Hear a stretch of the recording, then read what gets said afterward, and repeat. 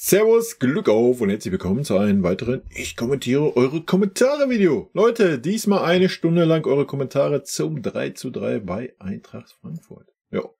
Bevor wir reingehen in den Bums, wie immer der Hinweis, wenn euch gefällt, was ihr hier seht, dann lasst doch gerne ein Abo da. Damit unterstützt ihr einfach das, was ich hier so tue. Und es ist völlig kostenlos auf YouTube und ja, es hilft mir einfach. Von daher, let's go. Und damit rein in eure Kommentare. So, wir haben natürlich wieder nach beliebteste sortiert und dann knallen wir eine Stunde durch. Gut. Angefangen mit Autoliebe. Also, ich bin hier tatsächlich anderer Meinung als viele andere in den Kommentaren. Nach gefühlt jahrelanger Tristesse Tuchel-Fußball finde ich es unglaublich gut, wie wir aktuell spielen. Wie oft haben wir uns das gewünscht? Ich fand heute einen Gnabry und einen Michael außerordentlich stark. Auch Opa und Minje haben überragend nach vorne verteidigt. Die Fehler bei den Toren sehe ich nicht unbedingt bei den beiden, sondern eher bei der RV-LV, die nicht eingerückt sind. Mag aber jeder vielleicht auch anders sehen.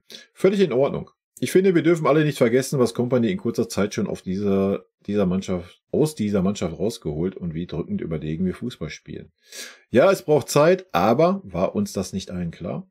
Sollte uns allen klar gewesen sein, ja. Wir sind Tabellenerster, haben jedes Spiel absolut dominiert. Wir spielen einen ganz anderen Fußball und müssen jetzt das Ganze auch einfach mal abwarten und sich setzen lassen. Jedes System hat Schwächen und diese gilt es nun anzugehen. Zu den Spielern. Marco Elise. Ein Traum, der Kerl. Gnabry fand ich im Gegensatz zu deiner Analyse, Kai, absolut erfrischend und endlich mal wieder mit Zug zum Tor. Abgefallen ist für mich mal wieder einer King. Ich weiß nicht, was der noch in der Mannschaft sucht. Das weiß ich leider auch nicht. Trotzdem ich Tell-Fan bin, zeigt er mir definitiv zu wenig. Er hatte keinerlei Impact mehr aufs Spiel. Davis mag ich zwar menschlich nicht aufgrund seiner Wechselgeschichte, aber er ist momentan super wichtig meiner Ansicht nach. Das Tempo kann in diesem System super genutzt werden. Kritik gerne erwünscht. Schönen Abend an alle. Mir san mir. Ja, Autoliebe. Ich bin da 100% bei dir. Habe ich ja auch im Stream letzten Montag vehement so vertreten. Ja, dass so ein Gnabry ein bisschen anders sieht, das ist ja auch immer, jeder interpretiert und sieht ja bei den Spielern auch ein bisschen was anderes und ein bisschen auch vielleicht seine Vorlieben und Abneigung. Das ist völlig fein für mich. Ansonsten, ich gehe 100% mit dir mit. Ja, also wer jetzt gerade rummault, sich beschwert oder das negativ sieht, der sollte mal drüber nachdenken, wo wir herkommen. Wir kommen, wie du es wirklich richtig schreibst, nach 1,5 Jahren Grottenfußball unter Thomas Tuchel, Alter. Ja. Und dann ist es doch super erfrischend, so ein 3:3 zu sehen, ja, oder auch das 1:1 gegen Leverkusen. Klar ist es super ärgerlich, dass wir das 3:3 in der Nachspielzeit durch so dumme Sachen bekommen haben. Ja, das war ganz klar zu vermeiden, logisch.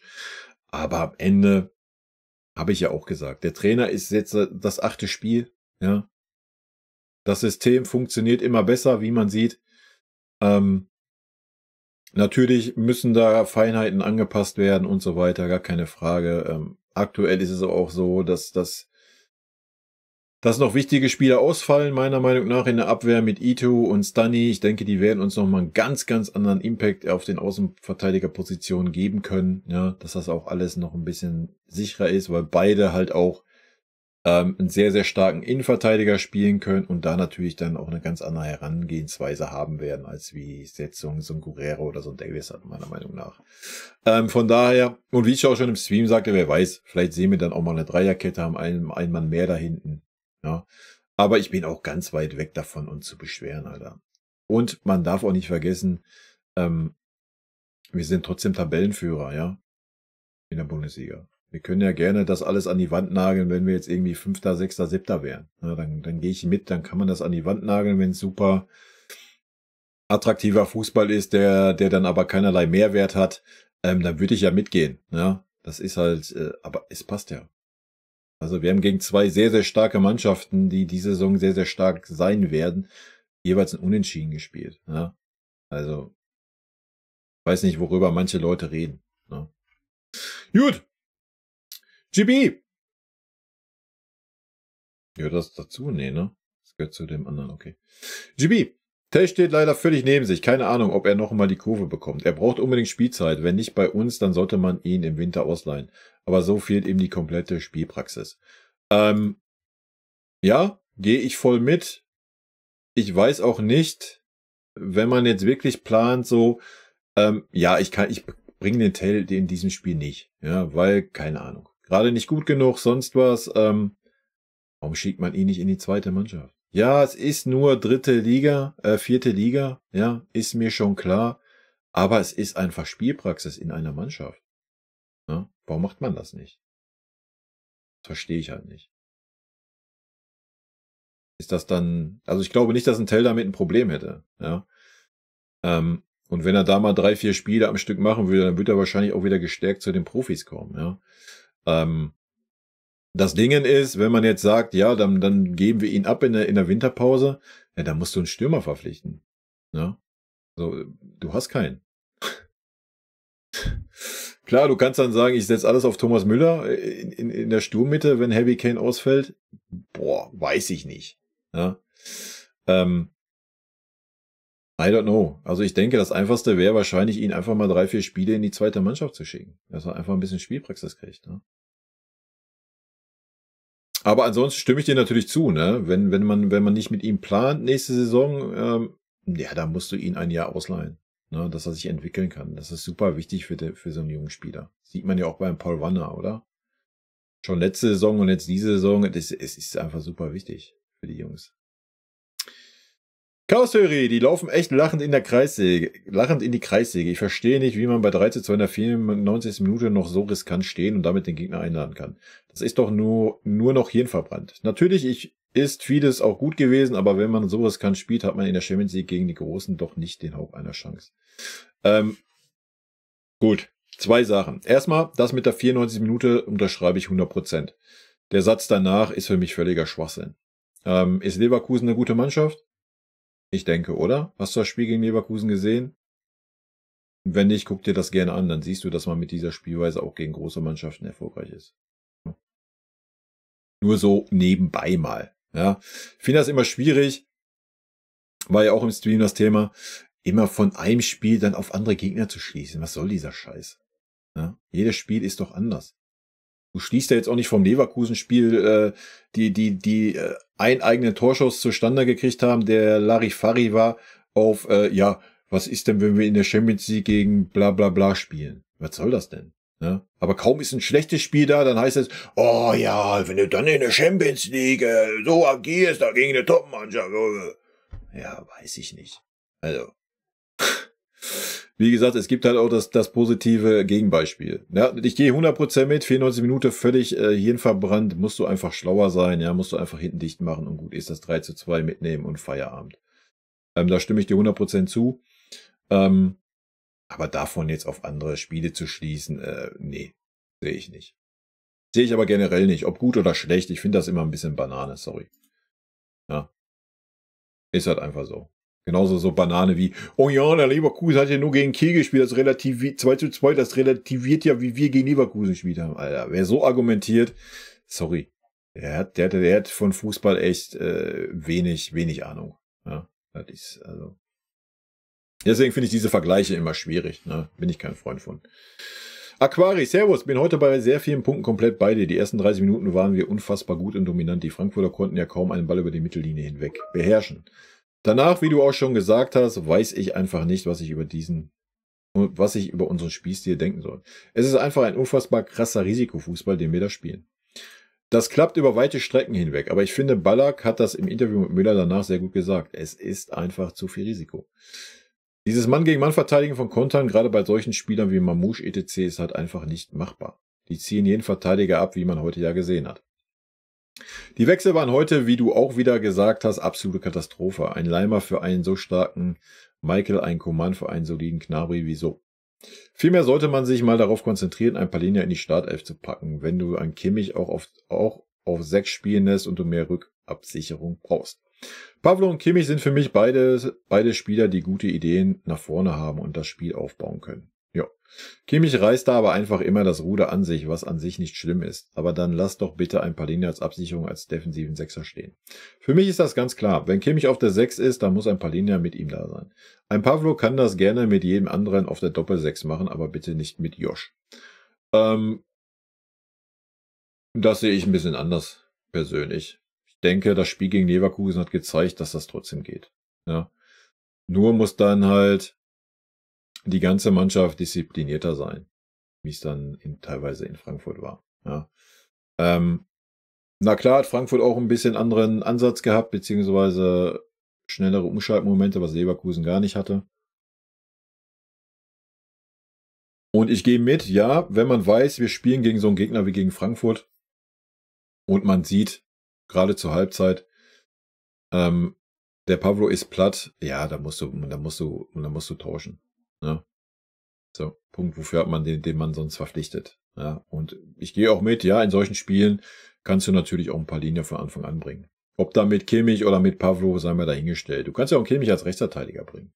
Ja, und bringst P und P in der Mitte, im Mittelfeld. Wo ist das Problem? Ich glaube nicht, dass Conny oder Guerrero gerade so die überragenden rechten Verteidiger sind. Da kannst du auch einen Kimmich hinstellen. Ja, gehe ich mit. Aber das generell zu sagen, wenn Kimmich auf der 6 ist, muss ein Palhinha spielen, sehe ich jetzt nicht unbedingt. Kommt halt auch immer auf den Gegner an, würde ich behaupten. Und ja, ich finde auch ein Harry Kane muss hier und da mal kritisiert werden. Das ist aber nicht ausschließlich eine Kritik an ihn, sondern auch wie unser Spielstil und die anderen Spieler ihn bespielen und einsetzen. Kane war für mich zu einem großen Teil einfach wieder unsichtbar. Einerseits, weil er das komplette Spiel über kaum bespielt wurde, andererseits, weil er auch bei vielen Aktionen nicht in den Räumen auf den Positionen war. Wo ich ihn gerne sehen würde und wo er auch unfassbar gefährlich ist. Er war mir immer zu oft außerhalb des 16ers.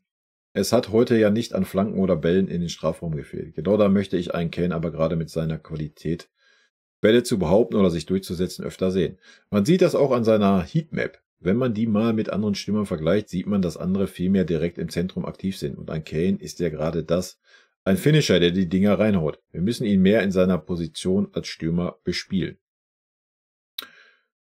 Ja. Das Ding ist, man bringt dieses Argument dann, wenn Kane kein Tor macht, ja, dass diese Spielweise, ja, er muss mehr im 16er sein, stimme ich teilweise zu, ja, aber soll man Kane dieser Stärke berauben, dass er sich halt fallen lässt, und dadurch halt auch Chancen für die anderen kreiert, das ist ja so die große Stärke noch vom Harry Kane, ne? Und auch, dass er für die anderen die Tore vorbereitet, ja. Will man sich dieser Stärke nehmen? Ich glaube, Harry Kane hat genauso viele Tore vorbereitet, wie er geschossen hat. Also schwierig, ne? Ich gebe dir recht, beziehungsweise ich fände es auch mal geil, mal einen Harry Kane mit einem richtigen Stürmer neben sich zu sehen. Ne? Habe ich ja schon mehrfach gesagt. So ein Tell wäre für seine Entwicklung vielleicht auch ganz geil, wenn er wirklich mal so 3-4 Spiele an der Seite von Harry Kane kriegen würde. Ne? Und wir vielleicht hinten entweder mit einer Dreierkette spielen oder anstatt 2 Sechser nur 1 Sechser. Und dafür vorne eine zweite Spitze. Ja. Ich glaube, dann würde man Harry Kanes Stärke noch viel, viel besser ausfahren können. Ja, weil entweder hast du 2 Stürmer vorne im 16er, so dass sich auch nicht die beiden Innenverteidiger immer nur auf Harry Kane konzentrieren. Und wenn Harry Kane sich halt fallen lässt, die Dinge einleitet, die Chancen kreiert, hast du trotzdem nach vorne jemanden, der präsent ist. Ne? Also das würde ich mal sehr, sehr gerne sehen. Für mich ist Harry Kane der perfekte zweite Stürmer. Ja. Ob wir das jemals sehen werden, ist eine andere Geschichte, steht auf einem anderen Blatt. Ich weiß auch, was du meinst, ja. Manchmal ist es einfach so, dass halt Harry Kane das Ding einleitet, der Ball dann in die Mitte kommt und er noch nicht wieder da ist. Ja. Er ist halt auch nicht der Sprinterstar. Ne? Ja, das fühle ich, das verstehe ich schon, diese Kritik. Auf der anderen Seite habe ich ja gesagt, er kreiert dadurch halt auch Chancen für die Mannschaft und bereitet viele Tore vor. Und da weiß ich nicht, ob man jetzt sagen soll, pass mal auf, Harry, du bleibst jetzt nur noch im 16er. Ich glaube, da würde man sich auch an einer gewissen Stärke leider berauben. Ne? Aber ja, manchmal wünsche ich mir natürlich auch, ja, hey, wo ist jetzt ein Harry Kane? Ne? Ja, deswegen, wie gesagt, es wäre schon geil, wenn wir mal mit 2 Stürmern spielen würden. Alles in allem fällt es mir schwer, uns heute zu bewerten. Was aber klar ist, ist, dass du dieses Spiel gewinnen musst. Ja, es nützt nicht, die bessere Mannschaft zu sein und den viel besseren Fußball zu spielen, wenn du am Ende 3 Gegentore aus 4 Chancen kassierst und damit im Unentschieden vom Platz gehst. Ich hoffe, Kompany und das Team ziehen ihre Schlüsse aus Villa und Frankfurt, wo die Probleme liegen, und gehen das jetzt nicht an. Von wegen, wenn wir das so 15 Mal spielen, gewinnen wir 13 Mal davon, wie Müller es im Interview gesagt hat. Das wäre mir viel zu naiv und deutlich zu wenig. Ja, das sehe ich genauso. Ich finde diese Aussagen auch komplett Banane. Und absolut auch. Ja, ich verstehe es auch nicht. Ja, wer sagt das denn? Wer sagt das denn? Wer sagt denn nicht, dass Frankfurt anstatt diese 3 Tore dann 4 aus ihren Chancen macht und wir vorne 2 nicht reinmachen und wir das Spiel verlieren? Also, weiß ich nicht. Ja, diese Aussagen finde ich auch immer sehr grenzwertig. Also, Peter Griffin, ich habe das Gefühl, dass viele Vincent Kompany schon abgeschrieben haben. Aber ehrlich gesagt finde ich, dass unsere Abwehr im Vergleich zu frühen Trainern viel besser geworden ist. Die defensive Arbeit des ganzen Teams ist echt stark. Das klingt vielleicht erstmal komisch, aber die Zahlen sprechen für sich. Gegen Bayer Leverkusen, Aston Villa und Eintracht Frankfurt haben wir im Schnitt nur 3 Schüsse auf unser Tor zugelassen. Gegen Frankfurt waren es 5 Schüsse. Die Expected Goals, XG-Daten, zeigen auch, dass wir eigentlich gut spielen. Gegen Bayer Leverkusen hatten wir ein XG von 1,32, während Leverkusen nur 0,07 hatte. Gegen Aston Villa lag unser XG bei 1,84 und Aston Villa hatte nur 0,45. Im Spiel gegen Eintracht Frankfurt hatten wir ein XG von 1,98 im Vergleich zu Frankfurt 1,61. Es ist klar, dass diese Teams ihre Torchancen brutal genutzt haben. Die letzten 3 Ergebnisse spiegeln also nicht wirklich wider, wie wir gespielt haben. Ja. Ich halte von diesen XG-Geschissel nix, weil man darf auch nie vergessen, dass, wenn es eine 100%ige ist, dass ein XG-Wert von 1 ist, und wenn es irgendwie keine 100%igen sind, ist der Wert viel, viel kleiner und so. Deswegen finde ich den nicht wirklich aussagekräftig. Aber ist natürlich, wenn man sieht, so 1,3, 1,5 zu 0,0, dann sieht man, der Gegner hatte keine Torchancen. Ja, dann ist das schon aussagekräftig. Ja, ich gehe da ja mit. Ne? Wie gesagt, Spielglück war dann vielleicht auch nicht auf unserer Seite so ein bisschen. Und ja, also ich wiederhole es nochmal, für die kommenden Kommentare spare ich mir das dann. Ich bin super zufrieden mit dem Saisonstart. Na klar, in Frankfurt das Ding darf nicht passieren in der Nachspielzeit. Aston Villa, das Ding darf nicht passieren. Neuer hat da niemand zu stehen, dann spielt das Ding auch unentschieden. Und gegen Leverkusen hat dir einfach ein bisschen das Glück gefehlt mit Pfostenlatte. Ja, Mai. Ja. Aber guckt euch den Fußball an, den wir spielen, Alter. Das ist zum Zungeschnalzen. Ja? Und das ist doch das Wichtige. Und es ist ja auch nicht, wie ich es vorhin schon sagte, dass er super unerfolgreich ist. Wir sind Tabellenführer. Ja? Und also über was diskutieren wir? Ne? Ja. Gut, weiter geht die wilde Fahrt. Platon und Henry, ich verstehe eure Gejammer nicht. Kompany ist wohl der beste Trainer, den ihr nach Nagelsmann, Flick und Tuchel bekommen konntet. Ihr habt mega dominiert, habt eine überkrasse Mannschaft, aber eben auch ein neues Trainerteam und neue Spieler. Das braucht alles etwas Zeit. Ich weiß auch nicht, warum man nach dem 3-2 gegen Frankfurt von einer Farce und Katastrophe spricht. Frankfurt war vor dem Spiel Zweiter in der Liga, hat lediglich gegen Dortmund unglücklich verloren, hat gegen Pilsen am Ende das Ergebnis verbockt, so wie ihr eben heute. Und daraus gelernt. Das Spiel gegen Besiktas hätte doch Warnung genug sein müssen. Frankfurt ist keine Laufkundschaft und am Ende der Saison werdet ihr mit 10 bis 15 Punkten Vorsprung Meister sein. Gut, das unterschreibe ich so nicht mit den 10 bis 15 Punkten. Ich wüsste auch nicht, wer jemals gesagt hat, dass Frankfurt Laufkundschaft ist. Also ich denke, dafür hat der FC Bayern die letzten Jahre oft genug ins Gesicht gekriegt. Also ansonsten kann ich dir zustimmen, ja. Also ich sehe das auch nicht als Katastrophe oder sonst was. Es geht halt einfach nur darum, dass man in der Nachspielzeit sich so ein Ding halt nicht... Das darf halt einfach nicht fallen. Ne? Das ist halt Schülermannschaftsniveau. Ansonsten stimme ich dir da voll zu. Bernd Biesenkamp, was ich nicht verstehe, warum welches Kompany 3 Spieler Nachspielzeit um den Spielfluss durcheinander bringt, verstehen ich nicht. Ja, habe ich auch nicht verstanden. Frag mich nicht, müssten wir mal Kompany fragen, was er sich dabei gedacht hat. Mobrei, Osvaldo, Neuer hält aber auch keinen Ball mehr. Vor 10 Jahren hätte er noch einen von den Schüssen aufs Tor gehalten. Ja, heute gehen sie halt alle rein. Aber okay, er ist gut rausgelaufen. Vielleicht liegt es halt daran, dass er seine Energie und Konzentration beim Rauslaufen verbratet. und sich dann nicht mehr auf das Wesentliche besinnen kann, nämlich Bälle halten und Strafraumbeherrschung. Was nützt es denn, wenn er ständig rausläuft, wenn er dann im Tor keine haltbaren mehr hält? Der Kimmich ist einfach klasse. Ich liebe den Kerl. Das Ergebnis ist die Wahrheit, Herr Eberl, nichts anderes. Ja, Thema Neuer, könnte man mal ein extra Video zu machen oder mal, haben wir im Stream auch schon ein bisschen drüber gesprochen. Ich sehe das genauso. Ich denke, Neuer in der Form von vor 3-4 Jahren hätte auf jeden Fall eingehalten von diesen 3 Dingern. Ne? Da muss man sich am Ende der Saison halt mal da hinsetzen und fragen, reicht das? Oder möchte man wieder einen Torwart haben, der halt auch mal so einen unhaltbaren hält? Ne? Wir werden sehen, wohin die Reise geht von Manuel Neuer. Vielleicht kommt er wieder in diese Form, ja. Wir werden es sehen. Ja, schwieriges Thema, worüber man stundenlang philosophieren kann, ne? GB, 9 von 10 solcher Spiele hätten wir gewonnen. Das ist unsere neue Ausrede in Interviews nach dem Spiel. Ja, habe ich ja gerade schon mal zugesagt. Also ich halte das auch für völlig schwachsinnig. Ja. Dieses dumme Gelaber ist völlig schwachsinnig. Also da muss man auch nicht mit anfangen. Ja, da muss man nicht mit anfangen. Muss man schon klipp und klar mal das kritisieren, was man dann da gemacht hat. Ich hoffe, dass das intern passiert. Nach außen hin kann man das so kommunizieren, alles gut. Ich hoffe, intern wird das anders kommuniziert, weil sonst ist das auch das verkehrte Zeichen. Daniel, ich war schon sauer, dass Gnabry in der Startelf stand, aber die Einwechslung von Coman hat mir den Rest gegeben. Ich würde eher Özil als LV bringen, als Coman dort spielen zu lassen. Ganz ehrlich, wie hätte er es schlechter spielen können? Es ist eine Frechheit, was Coman abliefert, und eine noch größere Frechheit, ihn zum wiederholten Male für bodenlose Leistungen zu belohnen. Das hat nichts mit Leistungsprinzip zu tun, das ist wieder die Tuchel-Logik. Ja, stimme ich dir 100% zu, sehe ich ganz genauso, was ein Coman betrifft. Leider. Ja, ich mag einen King, aber Tuchel hat einen King kaputt gemacht. Ja? Und er kommt aus dem Loch nicht mehr raus.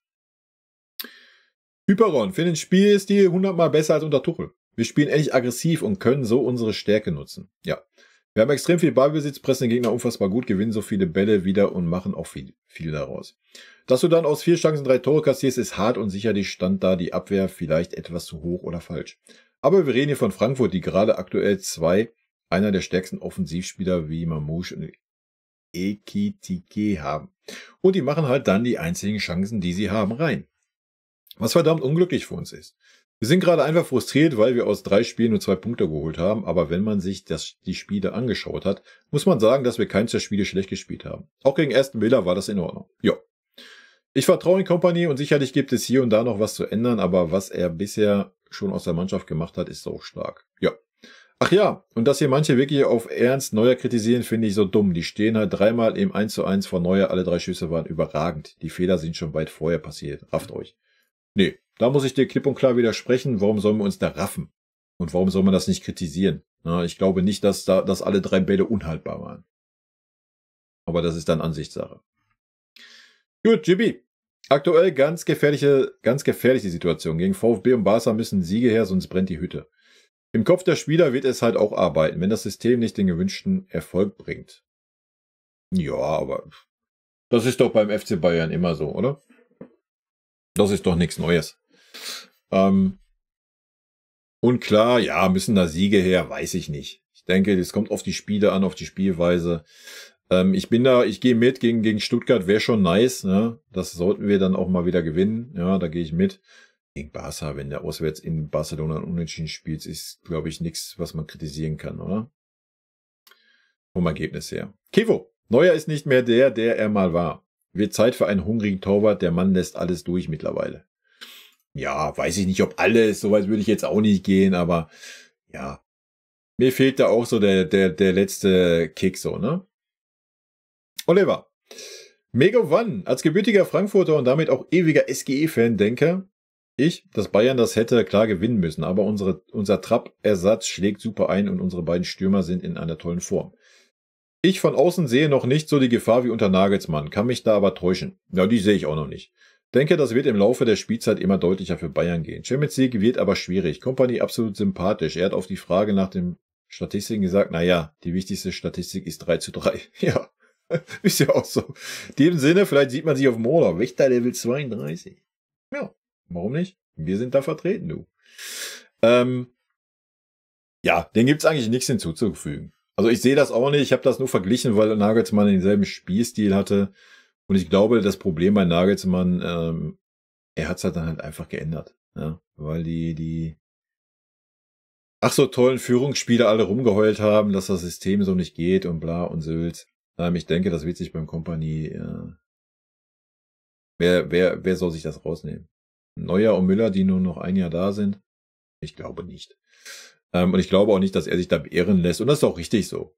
Ja, das ist vollkommen richtig. Nochmal, ich persönlich mag den Fußball und ich gucke mir lieber so ein 3:3 an, auch wenn es natürlich ärgerlich ist, als irgendwie so ein popel-langweiliges 1:1, wo wir, weiß ich, Ringelpitz mit Anfassen spielen wie unterm Tuchel. Also. Aber das muss jeder für sich entscheiden. Ne? Also ich bin auch bisher guter Hoffnung. Alles ist gut aus meiner Sicht. Wir werden sehen in ein paar Wochen, ne?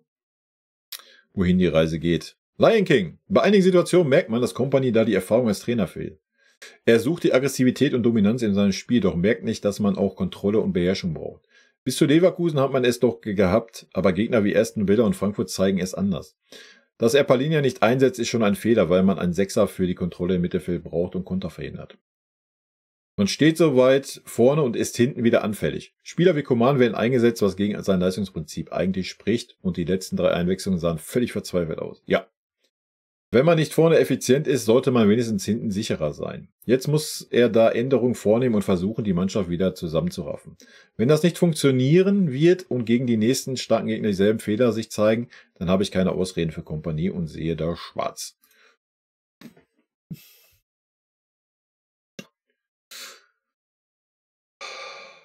Weiß ich nicht. Also gegen Frankfurt gehe ich mit. Ja, gegen Frankfurt haben wir natürlich Fehler gemacht. Ja, das 3:3 war sowieso eine Fehlerkette, aber auch die anderen Tore. Ich habe jetzt gegen Leverkusen keine Fehler gesehen. Sage ich euch, wie es ist. Außer, dass wir vorne nicht effizient genug waren. Klar, der individuelle Fehler von Pavlo zur Ecke. Dann, dass da am 16er keiner stand, keiner schnell genug rausgerückt ist, logisch. Aber ansonsten weiß ich nicht. Wie gesagt, sollten die nächsten Spiele alle so laufen wie jetzt gegen Frankfurt, dann können wir das fast gerne aufmachen, ja. Aber das war jetzt in 1 von 3 Spielen so. Also das sehe ich noch nicht. Ja. Meine Meinung. Okay, Leo. Hab mir die Gegentore mehrfach genau angeschaut. Ich sehe da keine Chancen für Manuel Neuer. Unsere Spielweise ist einfach extrem riskant und Frankfurt hat sehr stark gekontert. Trotzdem sehr dominanter Auftritt unserer Mannschaft in Frankfurt. Leider hat man am Schluss leichtfertig den Sieg verschenkt. Ja, ich sehe das ein bisschen anders mit den Toren und Neuer, aber das ist auch völlig fein. Das kann jeder für sich sehen, wie er mag. I am Frankie. Also ich bin richtig bedient. Will jetzt bitte nicht alles in Schutt und Asche reden. Was? GRDS macht es wieder Spaß. Gerade macht es wieder Spaß, unseren Fußball nach dem Tore-Fußball zu sehen. Aber wenn man auswärts 3 Tore schießt, dann muss man gewinnen. Diese Punkte werden noch richtig teuer werden. Aha. Es kann nicht sein, dass wir gegen Leverkusen, Villa und jetzt gegen die SG so einen Aufwand betreiben und dann so dürftig herauskommen. Die Gegner haben recht wenig, fast keine Chancen, aber fast jede Chance des Gegners ist ein Gegentor. Man muss auch mal intelligent spielen und das Ergebnis halten. Wie kann man in der 94. noch so hoch stehen? Ja, da gehe ich mit, bei dem Rest gehe ich nicht mit. Da stellt man den berühmten Mannschaftsbus vors Tor, auch als FCB. Wie gesagt, auch ich bin deiner Meinung. Ende des Monats kann man richtig schauen, wo man steht. Will auch nicht den Teufel an die Wand malen, aber wir spielen gegen den VfB, die auch richtig gut kontern können. Dann gegen Barca und zum Monatsabschluss Pokalspiel in Mainz. Ich hoffe logischerweise, das läuft gut. Ansonsten haben wir ganz, ganz üble Probleme. Hoffe, dass Vincent jetzt auch sich mal ehrlich macht und sieht, dass es noch an einigen Stellen gehörigen Anpassungsbedarf gibt. Und etliche Spieler bei Manu angefangen müssen sich teilweise kräftig steigern. Das ist besser als letzte Saison, aber noch nicht Bayern-Niveau. Sehe gerade das Ende des Videos und eines muss ich noch ergänzen. Wenn ich Palhinha, Dyer, Goretzka mehr oder weniger keine Spielzeit gebe, kann ich als Trainer nicht erwarten, dass die direkt funktionieren. Ebenso mit Tell. Ja, das ist richtig. Also Vincent, bitte geh am Länderspielwochenende richtig tief in dich hinein. Ja, da stimme ich dir zu. Spielzeit ist natürlich wichtig. Ja. Wie gesagt, ich glaube, das Problem von wegen Spielzeit, Rotation und sowas ist, dass man am Anfang der Saison, wo wir etwas schwächere Gegner in Anführungsstrichen hatten, leichtere, es dem Trainer da wichtig war, erstmal eine erste Elf zu haben, die sich einigermaßen einspielt. Ja? Und dann sind jetzt Gegner da, ja, wie man ja sieht, wo man dann nicht sagen möchte, oh ja, ich schmeiß jetzt mal ein Palhinha rein von der ersten Minute, obwohl der gar nicht irgendwie in diesem System groß Spielpraxis hat. Ne? Ich glaube, das war so ein bisschen das Problem. Ich hoffe es zumindestens. Also das wäre eine Erklärung. Ja, das würde bedeuten, dass wenn jetzt die schweren Spiele vorbei sind, diese Spieler endlich dann auch mal mehr Spielzeit bekommen würden. Aber ob das dann alles so sinnig war, ja, sehen wir am Ende des Tages. Ne? Wie auch schon stand und wie ich schon gesagt habe, denke, nach Barcelona können wir mal ein bisschen Zwischenfazit ziehen. Aber natürlich braucht das alles Zeit, Leute. Ich habe diese Saison eh nichts erwartet. Ja, ich habe es erwartet, dass es eine super spannende Meisterschaft wird. Das wird es sehr wahrscheinlich auch. Und ich war keiner dieser Träumer, der nur ansatzweise vom Finale da rumgequatscht hat. Also da muss so viel zusammenkommen und da brauchen wir da auch ein gewisses Glück und ja, also ich hätte auch niemals gedacht, dass wir so aus den Startlöchern kommen, ja, dass wir gleich so einen dominanten Fußball sehen und schönen Fußball sehen. Also von daher, wir kritisieren hier natürlich oder beschweren uns auf sehr, sehr hohem Niveau. Ja. Ich und mein Holz, also ich muss ehrlich sein, wenn die Offensivmaschinerie rollt, ist der Company-Fußball super schön anzusehen, keine Frage.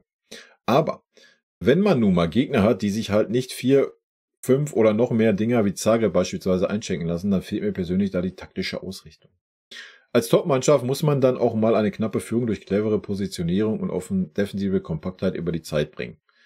Für solche Momente denke ich halt, man doch die 50 Millionen wohl in den Sechser investiert. Aber wenn der nur jedes dritte Spiel mal für 5 Minuten eingewechselt wird, dann fehlt dem auch die Stabilität und die Bindung zum Spiel. Das ist richtig, ja. Kompany muss meiner Meinung nach taktisch flexibler werden. Nur mit der einen Ausrichtung wird man schwierig Erfolg haben, fürchte ich.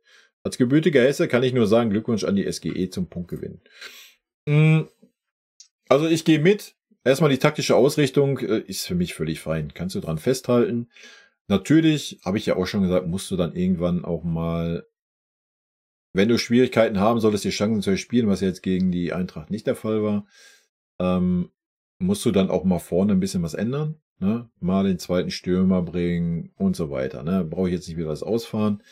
Aber, wie du es richtig schreibst, wenn man dann 3:2 führt und es sind noch 10, 15 Minuten zu spielen, ne? Und ich sehe, der zentrale Mittelfeldspieler ist eh platt, dann kann es nicht sein, dass man Palhinha dann erst für 5 Minuten einwechselt. Also Palhinha hättest du schon zur Halbzeit bringen können, ne? Also man hat ja von Anfang an gesehen, wo die Probleme liegen, ja? Wenn die SGE umschaltet, ja. Ne? Da hätte natürlich ein Spieler wie ein Palhinha, wenn er denn eingebunden wäre in dieser Mannschaft, sicherlich gut getan. Ne? Und ja, da stimme ich dir zu, da müssen wir hinkommen, ne? Dass wir diese Stärken, die wir halt im Kader auch haben, dann auch nutzen können. Ne? Aber das geht natürlich auch nur, wenn diese Spieler dann auch mal das Vertrauen kriegen und auch mal die Spielpraxis kriegen. Ja. Ja. Und nochmal, wenn man sich da hinstellt und von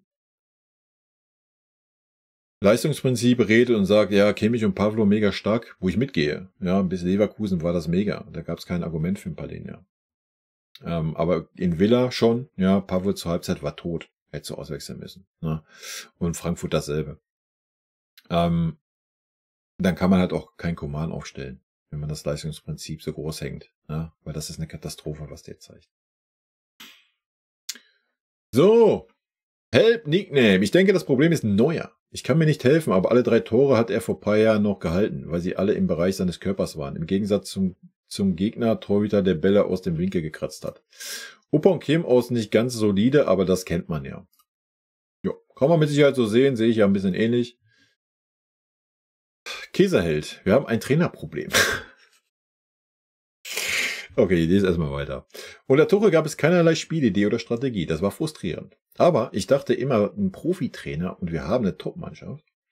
Jetzt haben wir uns einen drittklassigen Trainer geholt, der eine schöne Spielidee hat. Das Problem ist, dass diese Spielidee wirklich amateurhaft ist. Kompany wurde jetzt bei den 3 stärkeren Mannschaften vorgeführt. Alto Belly. Und das ist genau das, was alle sagen. Hat schön Fußball spielen lassen in den Untiefen des englischen Fußballs, aber hatte kein Konzept, als es gegen Profis ging. Irgendwas anzupassen. Meine Geduld ist aufgebraucht, Experiment völlig gescheitert. Ja, da kriegst du keine Herzchen von mir für.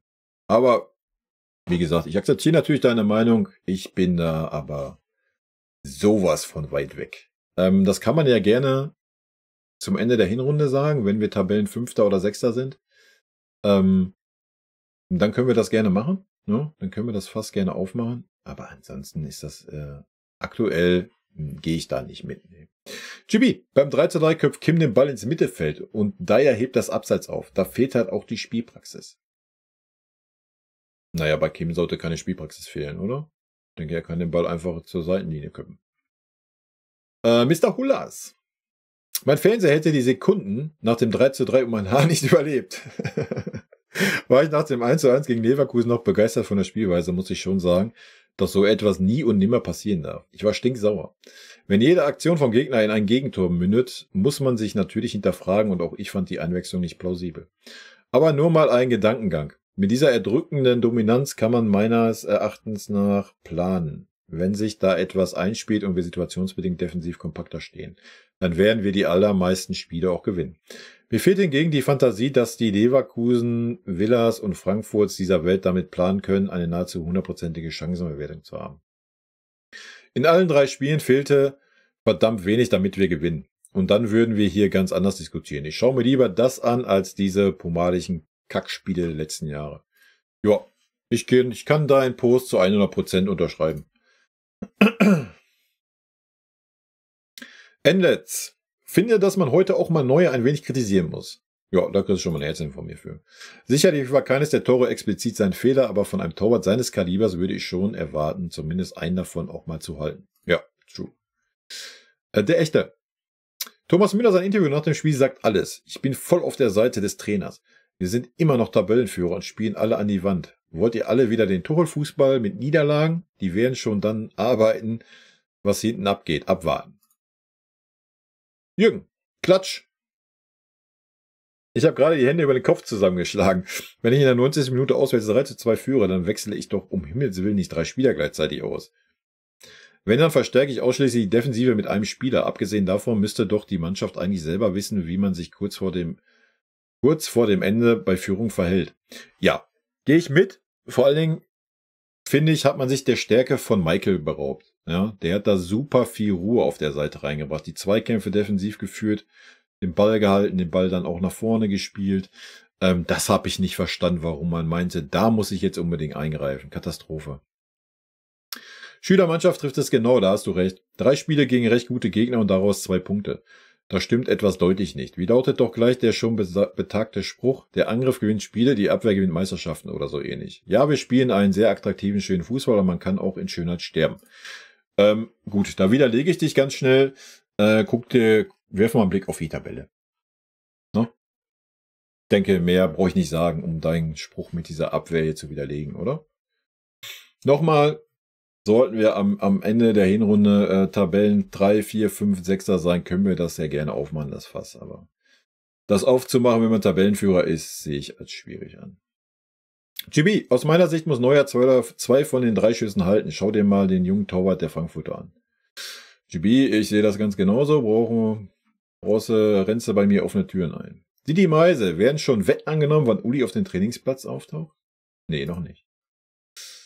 Weit weg. Ja, es ist früh in der Saison, aber wenn ich Müller nach dem Spiel so höre, glaube ich, wir machen uns da was vor. Allein der Vergleich mit Guardiolas Spielweise hinkt. Kompanie Ball ist taktisch unflexibel. Gibt nur Plan A. Umschaltspiel gibt's gar keins mehr. Bei jedem Ballgewinn erstmal hinten rum und Neuaufbau. Der Aufwand steht in keinem Verhältnis zum Nutzen. Frankfurts 3 Tore entspringen 3-mal frei aufs Tor laufen. Warum stehen die IV regelhaft Mitte der gegnerischen Hälfte? Außerdem finde ich, dass das System den Stärken der Spieler nicht gerecht wird. Hier sei nur Kane genannt. Und dann das Gerede, das wird schon. Oder Frankfurt ist halt auch gut. In der Champions League sind die Gegner in der Regel alle so stark. Oder haben wir mittlerweile einen anderen Anspruch? Da muss schnellstmöglich das System an die Realität angepasst werden. Es ist berechenbar und ausrechenbar. Die anderen Teams haben sich sowas von schnell auf unser System eingestellt und dann läuft sie heute regelmäßig. und unpopulär, aber es macht mir auch mittlerweile keinen Spaß zuzuschauen, weil es statisch und berechenbar ist und kaum Überraschungsmomente gibt. Ich hoffe mal, dass es intern anders zur Sache geht, als die nach außen zur Schau gestellte Ruhe.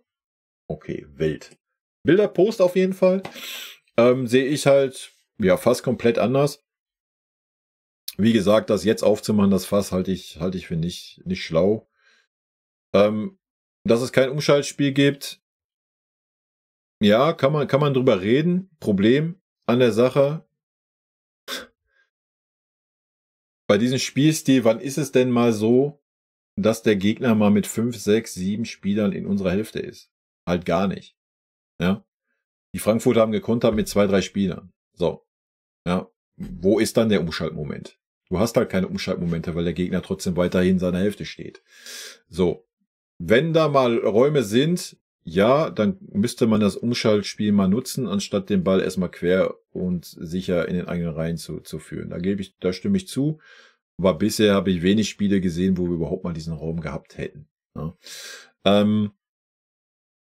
Der Aufwand steht in keinem Verhältnis zum Nutzen. Weiß ich nicht, fühle ich nicht wirklich.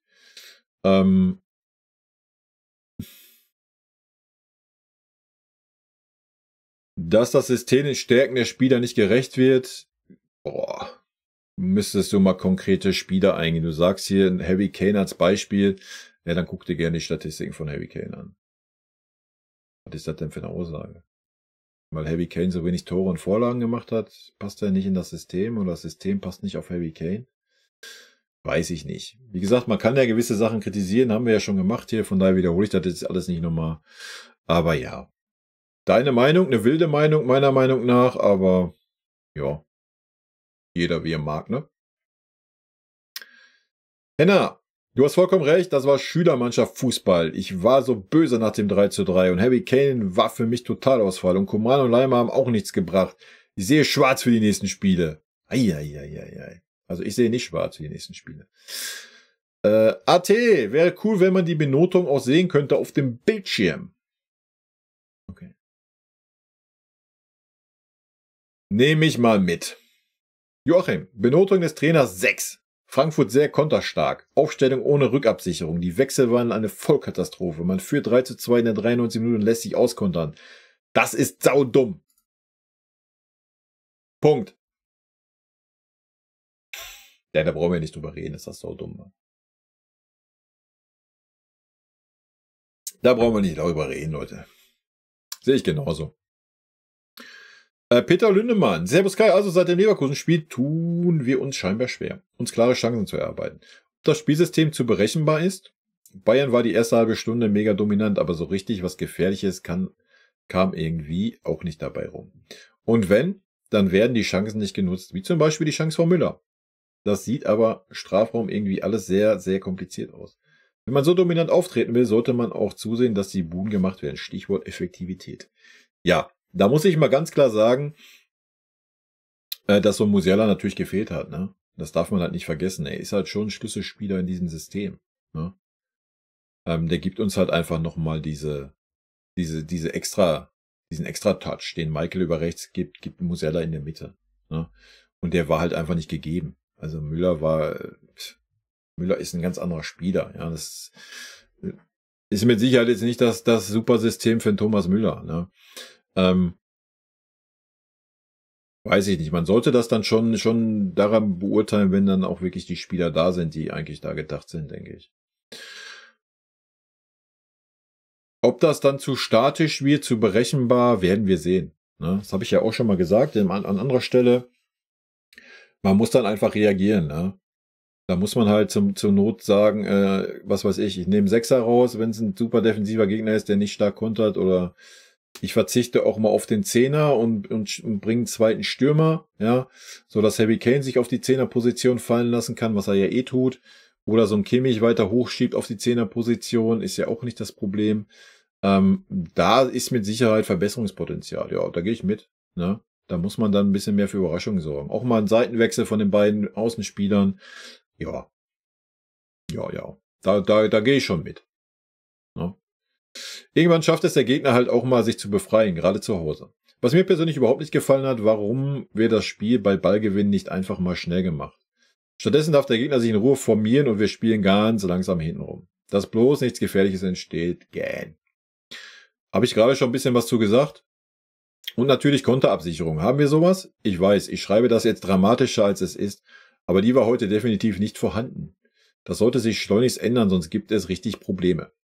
Frankfurt hat es aber auch stark gespielt und eiskalt die 3 Chancen genutzt, die sie hatten. Das war wirklich gut gemacht, ja. Vielleicht können wir uns in der Länderspielpause schütteln und es gegen Stuttgart besser machen. Lieber einen Punkt als keinen und weiterhin ungeschlagen. Wer weiß, was der Punkt wert ist. Das war mein Wort zum Sonntag. Rot-weiße Grüße. Ja, rot-weiße Grüße. Ne? Ja, kann man mit Sicherheit alles so sehen, wie du das siehst. Manche Sachen sehe ich ein bisschen anders, habe ich ja in dem Video schon ein bisschen dargelegt. Ja, aber ist völlig fein. David, der Company-Fußball ist geil. Ich frage mich halt nur, wenn wir nicht gewinnen, sagt man, tja, der Gegner-Torwart war überragend. Wieso kann Neuer nicht mal eine normale Kugel halten? Also die 3 Dinger sind nicht unhaltbar. Ein super Torhüter hält alle 3. 1 oder 2, aber bestimmt. Da sollte man auch mal drauf schauen. Unhaltbare hält er einige Jahre nicht mehr. Selbst haltbare hält er nicht. Ja, ich gehöre auch zu dieser Fraktion, die das eher kritisch sieht, aber wie wir es ja im Stream gesehen haben oder auch hier schon in den Kommentaren, es gibt auch ganz, ganz viele, die den Neuer da auf den Podest stellen. Ich weiß nicht. Vielleicht liegt es auch daran, dass der Neuer mir das Herz rausgerissen hat, weil ihm ja das Herz vom Verein rausgerissen wurde. Wer weiß, vielleicht spielt er es auch ein bisschen. Nee, Neuer ist klar über den Zenit. In der Winterpause dringend reagieren. Ja, das wird ja nicht passieren. Also wir werden ja nicht in der Winterpause irgendwie reagieren. Ne? Also es ist ja nicht machbar.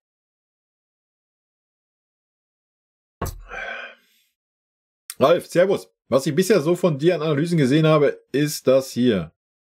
Was? Servus. Was ich bisher so von dir an Analysen gesehen habe, ist das hier. Trotz des schwer zu bewertenden Spiels für mich persönlich die treffendste und exakteste Analyse. Bis aufs letzte Wort zu 100% meiner Meinung. Wirklich fachlich sehr kompetent. Danke dafür und weiter so. Sachlich, fachlich kompetent. Ralf, vielen lieben Dank für dieses umfassende Lob. Punk. Ich weiß, keiner möchte es hören und es ist natürlich eine Prinzipienfrage. Aber ich würde sehr gerne sehen, was Tuchel mit Palhinha und Michael machen würde. Wir sind halt leider wieder da, dass wir schön Fußball spielen, bei dem nichts rumkommt. Ja, wir sind Erster und ich denke auch, wir werden Meister, aber ich glaube nicht, dass wir in der Champions League sehr weit kommen. Waren jetzt 3 einigermaßen schwere Gegner und wir gewinnen keines. Und das waren jetzt noch nicht Real, City, Arsenal oder etwas in der Liga. Es gibt halt sehr wenige Trainer, die es schaffen, mit solch einem Spielstil die Champions League zu gewinnen. Da muss man schon ein Genie sein. Wie schon gesagt, am Ende des Tages ist es halt eine Prinzipienfrage. Für mich persönlich ist die Champions League halt der wichtigste Wettbewerb. Das wird bei einigen sicherlich anders sein und das ist ja auch okay. Möchte noch sagen, ich schreibe Company an sich weder ab, noch habe ich im Vorhinein erwartet, dass wir die Champions League gewinnen. Ist also eher ein allgemeiner Kommentar. Vielleicht ist der Company ein Genie. Und ja, für mich ist die Bundesliga auf jeden Fall auch wichtiger. Klar, wenn man 10-mal oder 11-mal hintereinander Meister wird, dann kann man gerne sagen, dann ist die Champions League erstmal im Fokus. Aber da wir letztes Jahr von Leverkusen deklassiert wurden, geht dieses Jahr nichts über die Bundesliga, Alter. Auch kein Finale darum. Für mich, aber das ist ja, wie du gerade selber sagst, für jeden immer ein bisschen anders, ne? Geronimo, Neuer darf jetzt aber auch mal wieder einen Ball halten. Klaus Bob.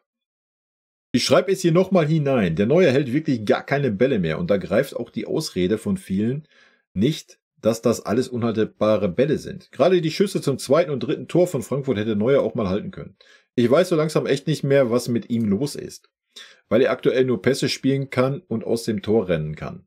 Aber wenn es darum geht, Bälle zu halten, kommt von ihm wirklich gar nichts mehr die Saison. Dadurch bin ich jetzt auch der Meinung, dass wir mit ihm nicht verlängern sollten. Offensiv war unser Spiel wirklich wieder sehr gut, aber die Konterabsicherung war dafür echt eine Katastrophe heute.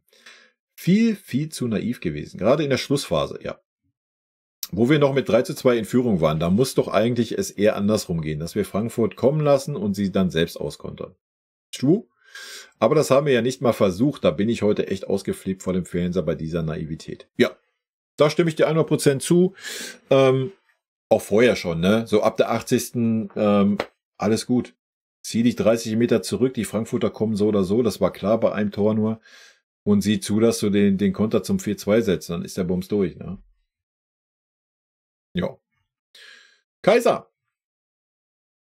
Leider nicht belohnt worden. Leider nicht belohnt worden. Macht richtig Spaß, Bayern zuzuschauen. Ich persönlich finde, seit dem ersten Spieltag in Wolfsburg sieht man, dass noch gute kreative Spieler à la Desiree Doué und Xavi Simons fehlen. Sehr schade, dass die Transfers geplatzt sind. Die ganze Überlegenheit und 70% Ballbesitz bringt dir nichts, wenn du deine Gegner nicht richtig ausspielen kannst. Gestern lag das kreative Spiel komplett bei Michael und der Junge war der beste Spieler, offensiv wie defensiv. Und das noch ohne Musiala. Wenn Bayern seine Chancen nutzt, steht es 0:3 bis zum ersten Konter der Eintracht. Ja, aber das widerspricht ja gerade deinen ersten Teil so ein bisschen, ne? Dass wir noch unbedingt gute kreative Spieler brauchen. Wo? Rechte Seite hast du richtig gesagt, ist Michael, Mitte ist Musiala, vorne ist Kane. Also wo? Wir können gerne über die linke Seite reden, ja. Aber das war's auch, ne? Odo, bei der 3:2 auswärts in Frankfurt der 94 Minuten so hoch zu stehen und 8 Mitspieler in der gegnerischen Hälfte ist nicht zu verstehen. Das ist richtig. Ja, gehe ich mit. Ja, kriegst du gleich doppelt. Dominanz hin oder her, aber da kann man tiefer stehen. Mit Palhinha und auf Konter spielen für 2 Minuten. Wieso er Palhinha in der 90. bringt, muss der Company erklären. Langsam muss man über Neuer reden. Es gab eine Zeit, wo er bei den Schüssen wenigstens eines pariert. Ja, auch da stimme ich zu. MD, taktisch eine glatte 6. Tut mir leid, so spielt eine C-Jugendmannschaft. In der Nachspielzeit einen Konter zu kriegen, ist schon klasse. Nein, Company versteht es bis jetzt nicht, die Abwehr zu stabilisieren. Das 0:1 bei Aston Villa und das 3:3 muss er sich ankreiden lassen. Man merkt, er muss noch viel lernen. Dazu kommt noch, dass Kane völlig aus dem Tritt ist. Die Leistung von den Einwechselspielern Coman und Tell eine Frechheit. Und Neuer hätte vor ein paar Jahren mindestens einen Gegentreffer verhindert. Die ganz Unhaltbaren sind nicht mehr sein Ding. Ja, das ist auch richtig. Auch, dass ein Company noch viel lernen muss, da gehe ich ja auch mit, Leute. Ja? Also, wenn du als junger Spieltrainer bei so einer Top-Mannschaft anheuerst, musst du natürlich noch ein bisschen was lernen. Aber das war doch auch klar, wo Company verpflichtet wurde, ja. Deswegen verstehe ich diese Aufschreie. Jetzt nicht auf dich bezogen, aber deswegen verstehe ich diese Aufschreie alle immer nicht. Es war doch klar. Es war klar, dass Rückschläge kommen. Es war klar, dass der Trainer ein bisschen was lernen muss, dass der Trainer sich dann auch ein bisschen anpassen muss und so weiter. Guck mal, das musste ja selbst ein Tuchel. Und das hat ja selbst beim Tuchel irgendwie ein Dreivierteljahr gedauert. Also, gebt den Trainer mal ein bisschen Zeit, Leute. Casa. Was haben wir mal reingetippert hier, wa? Die Bayern wie diese Saison gewohnt. Mit Volldampf nach vorne, nach 15 Minuten hat's ja auch zum ersten Mal geklingelt. 85% Ballbesitz bis dahin, war schon abartig. Manuel Neuer sprach nach ersten vom kalkulierten Risiko. Das sah dann auch nach 20 Minuten, wo der erste Entlastungsangriff ohne Vorwarnung direkt zum Gegentor führte. Sehr schade, weil man defensiv bis dahin sehr gut agierte. Müller muss das 2:1 in einer halben Stunde machen. Ja. Aber 100%ige sind einfach nicht sein Ding. Ja, leider. Und dann fällt natürlich direkt mit der zweiten Chance für Frankfurt das 1:2, war klar. In der Hinsicht werden die Bayern wirklich gnadenlos bestraft. Immerhin erzielte Upa noch das 2:2 vor der Halbzeit. Wilde Partie bis dahin. Schön, dass man nach der Pause direkt so weitergemacht hat. Michael liefert weiterhin. Der ist schon ein echter Glückstransfer für die Bayern. Ja. Und es bewahrheitet sich wieder. Am Ende muss man einfach ein Tor mehr erzielen als der Gegner. Was unterm Strich ein spannendes Topspiel. Tell durfte immerhin noch rein, weil Kane sich womöglich verletzte. Sehr schade, dass Coman ihm immer noch vorgezogen wird. Warum man in der 90. nochmal 3 Spieler wechselt, kann eigentlich nur dafür gut sein, den Rhythmus des Gegners zu stören, weil die Eintracht durchaus nochmal Gas gab. Fand ich etwas riskant, weil man damit den eigenen mehr störte, was sich ja leider bewahrheitete. Ja, wenn man den Rhythmus stören möchte, aber dann wechsle ich doch keine 3 Spieler. Ja. Dann reagiere ich erstmal auf die Verletzung von Opa. Ja. Ich weiß nicht, was haben wir davor gewechselt? War das schon der 3. Wechsel? Kann sein, oder? Bin mir gerade nicht sicher. Ist ja wurscht. Ansonsten, wenn es noch nicht der 3. war, zündest halt nochmal ein, 30 Sekunden später. Und ansonsten, du wechselst keine 3 Spieler, Alter. Ja, und schon gar nicht auf den wichtigen Positionen. Also, und beraubt sich auch nicht der Stärke dann von den Spielern, die da waren. Also, weiß ich nicht. Das war wirklich wild. Und wenn du das machst, ja, dann sag dem Palhinha bitte hier, du gehst nicht über die Mittellinie. Ja. Wer so viel Aufwand betreibt und sich dann am Ende nochmal so blöd verhält, der hat halt auch nicht verdient zu gewinnen. Ja. Naja, 4 Siege, 2 Unentschieden, Tabellenführung kann man eigentlich mit leben. Das denke ich auch. Aber gegen die ersten stärkeren Gegner Leverkusen, Aston, Frankfurt stehen erstmal 2 Unentschieden und eine Niederlage auf dem Papier. Gegen die Eintracht war das nun wirklich der Gipfel. Bei knapp 75% Ballbesitz und 3 Chancen für den Gegner darf man sich nicht 3 Tore einfangen. Ja. General Moriso. Also ich hoffe, ich hier als Frankfurt-Fan bin nicht unerwünscht. Nö, alles gut. Benwin, danke für dein Video. Ich bin in einigen Bereichen, die du angesprochen hast, anderer Meinung. Natürlich zählt am Ende das Ergebnis und die 3 Kontertore wirken vermeintlich sehr fahrlässig von Bayern. Der Offensivfußball, das Pressing, Passspiel, die Bewertung etc. gefällt mir außerordentlich gut und dafür ist Kompany definitiv einer der Hauptgründe, weshalb ein solch aggressiver, attraktiver Fußball gespielt wird. Daher finde ich, dass es ein starkes Spiel war in vielerlei Hinsicht. Ja, ich habe nichts anderes behauptet.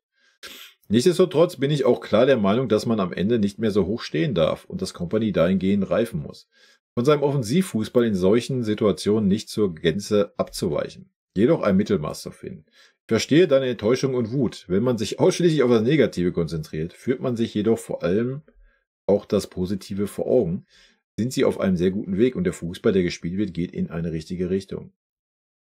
Arto Betty, ich weiß nicht, ob du das Video wirklich gesehen hast. Das ist 1:1 das, was ich sage. Aber jetzt, okay. Bezüglich deiner Spielbewertung. Es hat mir gefallen, dass du bei der Benotung von Kane und auch allgemein durch die Schwierigkeit des Bewertens bei diesem Spiel angemerkt hast, dass das Bewerten teilweise wenig Sinn ergibt. Da beispielsweise bei dem tiefen Verteidigen Spieler wie Kane eher schlecht aussehen und Upamecano und Kim entweder hochgejubelt oder niedergemacht werden.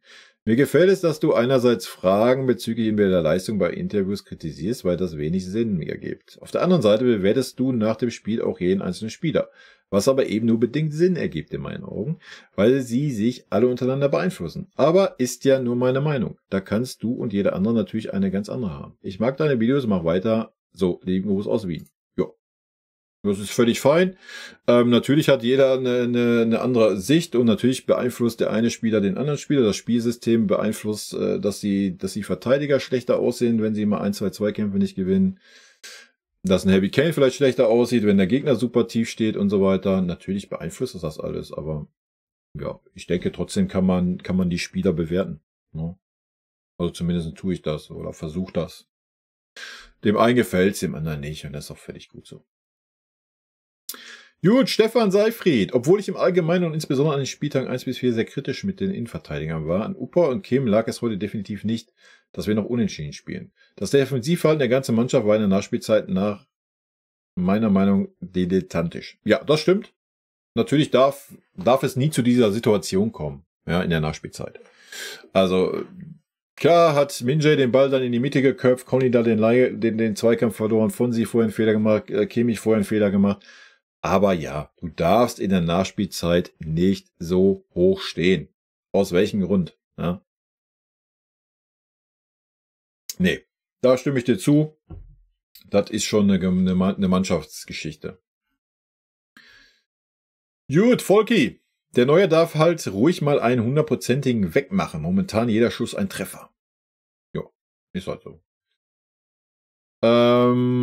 Jakrit. Frankfurt hat die 3 Tore brillant abgeschlossen. War schon herausragend. Für mich geht das heute auf Kompany, der durch Dreierwechsel am Ende uneingespielte Spieler bringt und damit das Spiel auch noch verlängert. Die letzten 3 Minuten hätten Palhinha und Kimmich auch sogar den Ball und herspielen sollen. War geiles Spiel, machen mir noch keine Sorgen. Hätten Palhinha und Kimmich auch... Ach, sich? Okay. Ja, habe ich ja schon genug zugesagt. So. No Time, guck mal, No Time ist der perfekte letzte Kommentar, weil ich auch keine Zeit habe heute. Perfekt, No Time to read. Also, meiner Meinung nach zeichnet es eine Spitzenmannschaft aus, dieses krasse Pressing dosiert anzuwenden. Kannst du gerne in vielen Phasen des Spiels machen, musst du dich aber auch mal fallen lassen und den Gegner kommen lassen. Vor allem bei einer Führung auswärts, zweimal in einen Konter rennen ist dann einfach dumm. Ja, 100%. Aber dann in der 4. Minute Nachspielzeit wieder bei Führung in einen Konter zu rennen, wo der Gegner 30 Meter Raum vor sich hat und du dir den Ausgleich fängst, ist dann einfach nur naiv. Ja. Mit 0,8 XG wieder 3 Tore fangen, kriegen nur wir hin. Stand jetzt muss man sagen, Leverkusen, Villa, Frankfurt gegen gute Gegner ist das brotlos am Ende. Ja, stimme ich dir zu. Das ist natürlich der Idealfall oder wäre der Idealfall, dass man da auch mal ein bisschen schlauer agiert und dann auch wirklich mal sagt, gerade auswärts, wenn man gegen eine konterstarke Mannschaft spielt und man führt, dass man dann wirklich auch mal sagt, komm, pass mal auf, lass den Frankfurter noch jetzt mal den Ball, lass die doch mal kommen und dann auf einmal, bam, gehen wir wieder rein in unsere Pressingphase und ja, holen den Ball und fahren mal 2, 3 Konter, ja. Also, dass wir auch die Spieler dafür haben, vielleicht nicht Harry Kane, ja, aber hat Harry Kane auch schon gezeigt, dass er dann der Spieler ist, der den Konter vielleicht einleitet. Ja, aber ich denke, das sind Feinheiten, die in Kompanie noch lernen wird. Ja, da gehe ich von aus. Zumindest aktuell mache ich mir da jetzt noch keine Sorgen. Wie gesagt, sollten wir das jetzt bis die komplette Hinrunde so durchziehen und sind dann irgendwie Dritter oder Vierter, dann können wir das fast ja aufmachen. Ja. Aber selbst wenn wir das nicht tun und wir ziehen das durch und sind dann trotzdem noch Tabellenführer, ja, über was reden wir dann? Ja. Also, ja, sehr interessante Meinung von euch dabei. Auf jeden Fall. Wir haben ja auch im Stream schon ein bisschen drüber geredet gehabt. Und ja, wir schauen einfach mal. Ja, wir schauen mal, wohin die Reise geht. Ich denke, wir haben einen guten Saisonstart. Wir sind auf einem guten Weg. Lass uns Stuttgart und Barca mal noch mit reinnehmen. Dann werde ich hier mal ein extra Video zu machen, wie ich den Saisonstart so sehe. Und dann können wir da mit Sicherheit im Stream auch nochmal drüber quatschen. Aber von meiner Seite, ja, ich bin zufrieden. Ja, Punkt. Das trifft es eigentlich am besten. Natürlich musst du die Punkte nicht abgeben, die wir jetzt abgegeben haben. Du musst das Spiel gegen Aston Villa nicht verlieren. Das steht ja außer Frage. Aber das sind halt Learnings. Ja, das sind halt einfach Learnings. Da muss man ein paar Feinheiten anpassen. Und ja, ich gehe aktuell mit Kompanie, der sagt, er hält an dieser Spielweise fest. Ich fühle die zu 100%. Natürlich, wenn ein Gegner sich darauf 100% einstellt und man sieht, man kreiert keine Chance, muss man das alles ein bisschen anpassen, habe ich ja schon gesagt, einen zweiten Stürmer rein, mal die Seiten tauschen, vielleicht dann mal bis zur Grundlinie durch und mit einer Flanke versuchen oder in den Rückraum zu spielen und so weiter und so fort. Aber das sollte ja klar sein. Ne? Und natürlich bin ich gespannt, wenn Sunny und Ito wieder da sind, ob wir nicht vielleicht hinten mal eine Dreierkette sehen und man dann einfach einen dritten Spieler da hinten mehr hat. Ja, ja, nicht jede Mannschaft spielt da mit 2 Stürmern, ne? So wie es Frankfurt getan hat. Aber ich denke, ein dritter Spieler, ob es jetzt in der Dreierkette ist, dass du einen dritten Innenverteidiger da hast, oder ob es ein Palinja als defensiver Sechser ist, der sich dann fallen lässt zwischen die Innenverteidiger, ist mir wurscht. Ja, aber auch ja, da muss man ein Learning haben. Gerade dann auch gegen solche Gegner, dass man dann sagt, jo, dann nehme ich lieber eine Absicherung mehr rein. Ne? Gut, aber das werden wir sehen, ob dieses Learning kommt bei Kompanie. Bin ich sehr gespannt. Ich bin da aber guten Dings. Er ist ja auch nicht doof. Ja. Er ist ja auch nicht doof und es gibt mit Sicherheit auch genug im Verein, die vom Fußball Ahnung haben und da mit Sicherheit auch mal da 1, 2 Takte zu sagen. Also von daher, Leute, macht euch mal noch keine Sorgen. Ja. Alles ist gut. Lasst uns mal die nächsten Wochen abwarten und nochmal, dass wir jetzt in dieser Saison, ihr seht's ja, der Einzige, der neu in dieser Mannschaft ist Michael. Und sonst ist das 1:1 das Spielermaterial, was letztes Jahr da war. Und dann vergleicht jetzt mal die beiden Spielweisen. Ja, und vergleicht mal das Engagement der Spieler, dass ein Team auf dem Feld ist, dass jeder für den anderen mitarbeitet. Vergleicht doch alleine das mal mit den letzten 1,5 Jahren. Also, da muss man doch mal über die Fehlerchen, ja, die mit Sicherheit da sind, muss man dann auch mal ein bisschen hinwegsehen und erstmal froh sein, dass ein Company es wieder geschafft hat, dass ein Team auf dem Feld steht, dass wir eine attraktive Spielweise haben und ja, man sollte ihm Zeit geben, sich als Trainer halt auch zu entwickeln bei einer Spitzenmannschaft und die Zeit von meiner Seite kriegt er die. Was natürlich nicht heißt, dass ich nicht kritisieren werde, wenn wir solche Dinger fahren wie gegen Frankfurt, was völlig unnötig war in der Nachspielzeit. Aber das ist dann auch nur die Situation geschuldet. Ja. Ansonsten muss man den Trainer einfach Zeit geben. Das wird halt alles auch ein bisschen dauern, Leute. Und in diesem Sinne Hoffen wir auf gute Spiele gegen Stuttgart und Barca. Ich freue mich auf jeden Fall drauf. Ne? Ich hoffe, ihr auch. Und in diesem Sinne, Leute, wünsche ich euch bis dahin eine schöne Zeit. Tschüssi. Vielen lieben Dank für euren Support hier auf dem Kanal. Und in diesem Sinne, gute Freunde kann niemand trennen.